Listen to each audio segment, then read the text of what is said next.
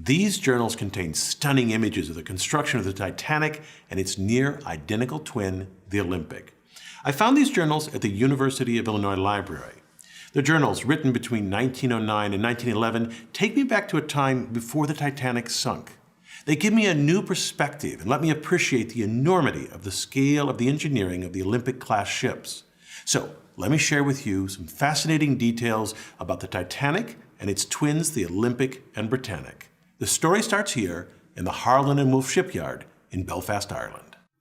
This large framework, called a gantry, surrounds the ships as they are built. It supports the overhead cranes and scaffolding used by workers as they construct the Olympic and the Titanic. Notice that just beyond the far end of the gantry lies the Belfast harbor. Workers will build the Olympic here on the right, and then 9 months later, before the Olympic is finished, they will start on the left the Titanic. When completed, the Olympic stern, or rear end of the ship, will point toward the harbor. The ship's construction starts with its keel, seen here as a long, dark shape. The keel is the backbone of the ship and gives the ship rigidity. If we look at the keel from the land side, we see the keel blocks that support it. These wooden blocks, typically pine, separate the ship from the slip, the concrete floor of the gantry. Each keel block stands about 5 feet high, so this creates a space under the ship for workers to construct the ship. Workers build the ship outward from the keel. Here they construct the Olympic's double bottom. In pink, we see the framework that separates and supports the two bottoms of the ship. The second bottom is shown in orange. It's made of steel plates and is sometimes called the tank top because the double bottom contains 44 watertight tanks. Most of the tanks carried seawater used as ballast to balance and add weight to the ship, but some carried fresh water. In total, the double bottom carried over 5,000 tons of water, or about 1.5 million gallons. Once they finish the double bottom, workers erect the framing for the hull. From this view, we see the framing for the stern of the ship. It's what a worker would see standing on the tank top from the fore and looking toward the aft of the ship. That's where the harbor is. Looking closer, we see the rib-like structure on the start of the transverse frame of the ship. Workers rivet to this frame the hull, which will form the skin. So far, we've watched the Olympic's construction. In the gantry, that ship sits here in the background. In the foreground lies the keel of its twin, the Titanic. Its construction began 9 months after the Olympic. We see here, attached to the keel, the framework of the Titanic's double bottom. Notice this large, claw-like mechanism lying on the ground, and these three hung from the cranes. These are hydraulic riveters, which workers used to install most of the 3 million rivets on the Titanic. Here we see the almost complete hulls of both the Olympic and Titanic. Work inside the Olympic progresses rapidly. The staterooms are being erected, and plumbing is being fitted throughout the ship. To prepare for the Olympic's launch, workers paint the ship a light gray so it will stand out in black and white photographs, although they repainted the ship black soon after its launch so that it matched previous White Star liners. To ease the slide into the water, the slip was greased with 23 tons of tallow, oil, and soap. And then the order to release the ship was given, the hydraulic triggers were released, and the ship slid into the harbor, reaching a speed of 12.5 knots. Notice that the ship is launched backwards. There are many reasons for this, but among them is that the stern, the rear, is wider than the bow, so it is more buoyant. In a mere 62 seconds after launch, the Olympic was afloat.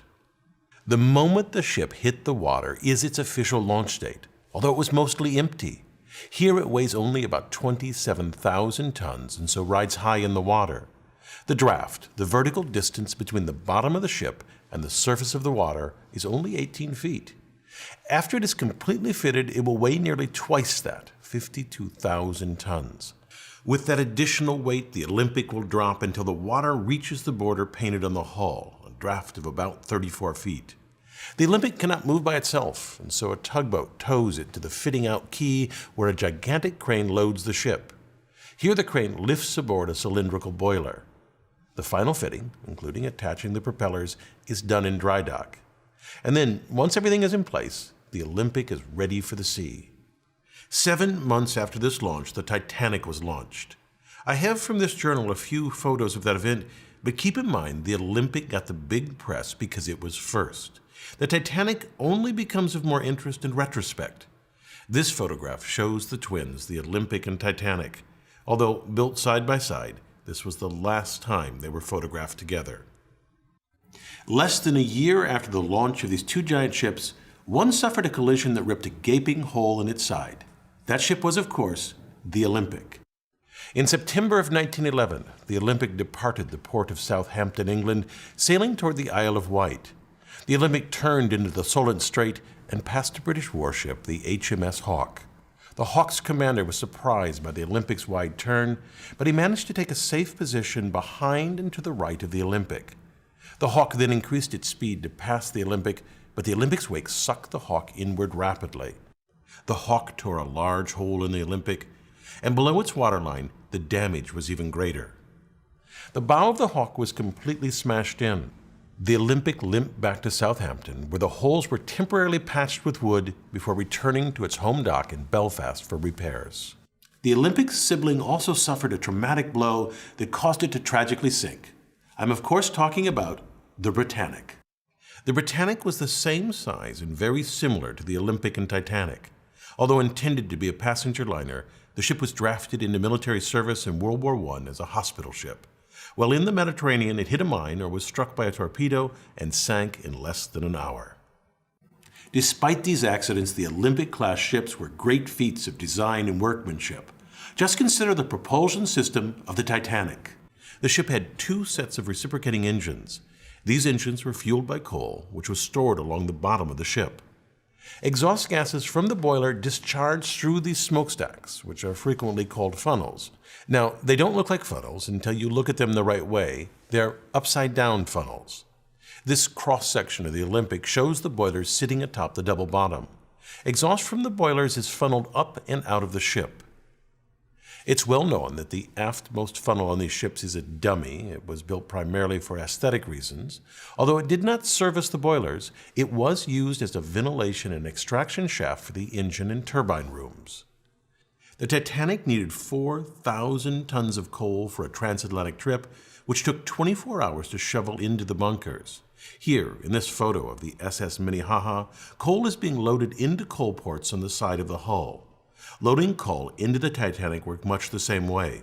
This loading left streaks of coal dust on the hull, and so nearly all ocean liners at the time were painted black to help hide these traces of coal.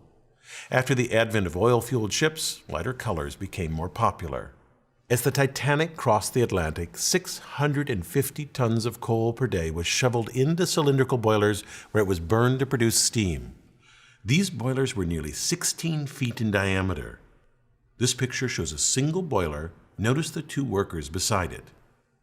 The steam was piped to these reciprocating engines. The engines, when viewed from the front of the ship, look like this. The orange is the piston rod, and inside the cylindrical casing is the piston. This worker peering out of this casing gives a sense of the engine's size. Excess steam from these engines was used to drive a turbine engine. This shows the turbine under construction and without its outer casing. Note the workers at the top. This is huge. If you look closely, you can see that the turbine is made of hundreds of individual blades. A shaft transfers power from the engines to the propellers. The ones on the left and the right were powered by the reciprocating engines, and each propeller weighed 38 tons, while the central propeller was powered by the turbine engine. It was cast as a single piece of manganese bronze and weighed 22 tons. The outer propellers were used for tight navigation of harbors, while the central propeller was used only in open seas. Also, unlike the others, the central propeller could not be driven in reverse, only forward. Even with this powerful propulsion system, the Olympic-class ships were not the fastest at the time, which was intentional. The White Star Line decided to focus on comfort and luxury over speed. It's clear that the lavishly decorated rooms on the Olympic and Titanic certainly made the passage more enjoyable, but there were some hidden design choices that made these ships the pinnacle of comfort for all classes of service. The ships were steered using these helical gears.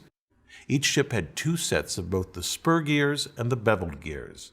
These massive gears are nearly 6 feet across, made of solid steel, and each weigh thousands of pounds. Notice the herringbone pattern on the teeth. This pattern allowed a tight engagement of the teeth and resulted in reduced vibration transmitted to the rest of the ship. Altogether, the gearing on the Titanic weighed about 7.5 tons. This very large structural piece is called the boss arms. These arms held the shafts of the outer propellers in place, and because of their size and strength, they reinforce the hull, which reduces panting. Panting occurs when variations in water pressure, say the crest versus the trough of the wave, flex the hull inward and outward. Less flexing results in less vibration felt by the passengers. These boss arms, also called shaft brackets, were fitted 20 feet apart at the very aft of the ship.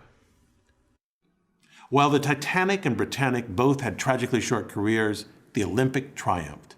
In its lifetime, it made over 500 transatlantic journeys, carrying over 400,000 passengers and sailing 1.5 million miles. It even spent 4 years as a U.S.-Canadian troop transport during World War I, earning the nickname Old Reliable.